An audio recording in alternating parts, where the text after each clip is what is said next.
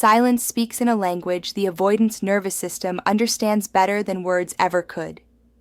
When someone stops reaching out, stops chasing, stops caring enough to pursue connection, the avoidant experiences this absence as a profound communication that bypasses their intellectual defenses and speaks directly to their deepest psychological wounds. The meaning they extract from silence evolves through distinct stages, each revealing layers of their complex internal world and the fears they've spent their lifetime trying to outrun. Initially, validation and relief. In the first phase, silence feels like vindication to the avoidant. Their nervous system interprets the absence of contact as confirmation that they were right to maintain distance, right to protect their boundaries, right to resist the intimacy that felt suffocating. The silence proves what they've always believed, that they function better alone, that connection demands too much, that their need for space is legitimate and necessary. This initial relief washes over them like cool water after burning heat. The pressure valve of expectation has been released. No one is demanding their emotional presence, questioning their availability, or requiring them to show up in ways that trigger their vulnerability. They convince themselves this is what freedom feels like, what they've been fighting for all along. Their psychology uses the silence to reinforce their self-narrative of independence and self-sufficiency. They tell themselves they're happier this way, more productive, more themselves. The silence becomes evidence in their internal case for why emotional distance equals emotional health. The shift, confusion, and cognitive dissonance. As silence continues, a subtle discomfort begins infiltrating their initial relief. The avoidance nervous system, calibrated to expect pursuit after withdrawal, finds itself in unfamiliar territory.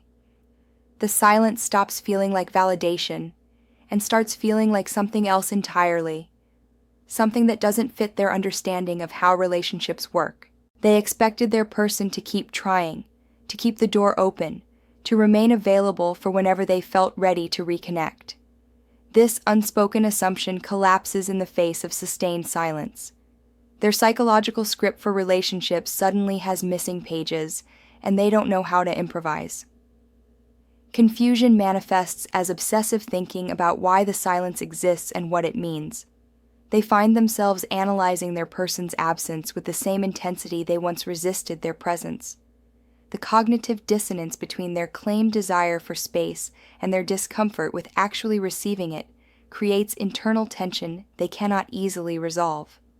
The deepening, abandonment fears surface. As silence extends beyond their comfort threshold, it begins triggering the very abandonment wounds the avoidance defenses were built to protect. Their nervous system, no longer buffered by the reassurance of someone's continued investment, suddenly feels the precariousness of genuine solitude. The silence transforms from neutral absence into emotional abandonment.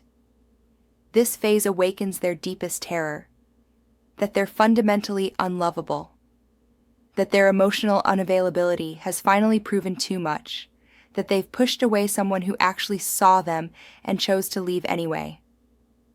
The silence becomes a mirror reflecting their worst fears about themselves back to them with cruel clarity. Their psychology interprets the sustained silence as rejection at the deepest level. Not rejection of their behavior or patterns, but rejection of their essential self. This cuts through their defenses in ways that pursuit or pleading never could. Silence says what words cannot, that their person has moved beyond caring, whether the avoidant stays or goes. The final understanding, irreversible loss. In the final stage, prolonged silence communicates the most devastating truth the avoidant can face: that they've lost something irreplaceable through their own fear-based choices. The silence becomes an announcement of finality, a closing door they can hear but cannot reach. Their nervous system finally processes what their conscious mind resisted acknowledging. The silence means their person has evolved beyond needing them, beyond hoping for them, beyond being affected by their presence or absence. This realization strikes at their core because it represents true indifference, not the angry kind that still contains attachment, but the peaceful kind that signals complete emotional disengagement. The silence reveals they've become irrelevant in someone's emotional landscape, and this irrelevance feels more painful than any confrontation or expression of hurt ever could. It communicates that they no longer matter enough to fight for, wait for, or even be angry at. The silence speaks the final truth. They've successfully pushed away real love, and now must live with the echoing emptiness their defenses created.